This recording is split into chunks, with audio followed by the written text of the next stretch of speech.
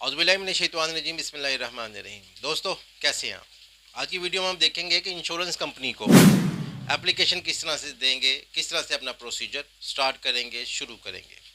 آپ کی کوئی بھی چیز جو کہ انشور تھی، مثال کے طور پر کوئی موٹر سائیکل تھی یا کوئی وہیکل تھی، کوئی کار تھی، وہ فار ایگزامپل خدا نخواستہ چوری ہو گئی ہے، چل گئی ہے، کوئی بھی ایشو اس کے ساتھ آ گیا ہے، تو اس کے لیے آپ ایک ای میل بھی کر سکتے ہیں متعلقہ انشورنس کمپنی کو، کیونکہ یہ انشورنس کمپنیاں پاکستان میں security exchange commission of Pakistan کے تحت رجسٹرڈ ہوتی ہیں۔ آپ جو ابورز مین ہے جو کہ ان کو ڈیل کرتا ہے اس کو بھی اپلیکیشن دے سکتے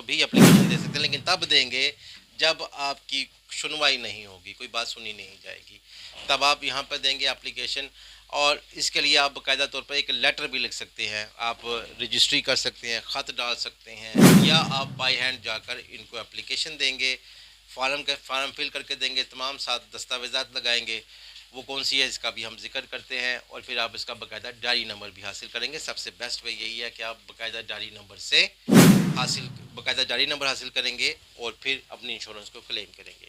آپ سب سے پہلے جس کو آپ نے اپنی اپلیکیشن میں مخاطب کرنا ہے وہ ہے آپ کا ایک ڈپارٹمنٹ ہے جس کو ہم کہتے ہیں کلیم ڈپارٹمنٹ۔ آپ نے کلیم ڈپارٹمنٹ کو مخاطب کرنا ہے، پھر سبجیکٹ آپ نے لکھنا ہے کہ اس میں جو بھی آپ کا گاڑی تھی، موٹر سائیکل تھی، وہیکل تھی، تھوڑی سی اس کی آپ نے ڈیٹیل دینی ہے کہ میری یہ وہیکل آپ کے پاس انشورڈ ہے، بیمہ پالیسی میں یہ انشورڈ ہے، یہ فلانے تاریخ کو اس واقعے میں اس کے یہ مس ہیپ ہو گیا ہے،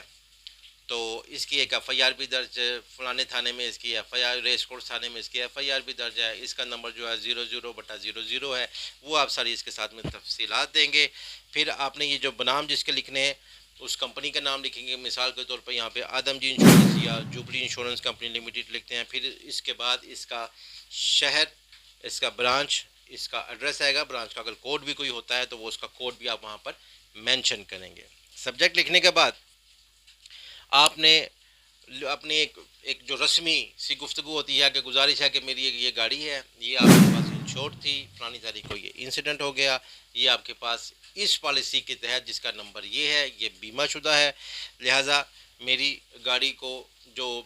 شرائط کے مطابق، قانون کے مطابق جو بیمہ کی رقم ہے وہ مجھے ادا کی جائے۔ ساتھ میں آپ کمپنی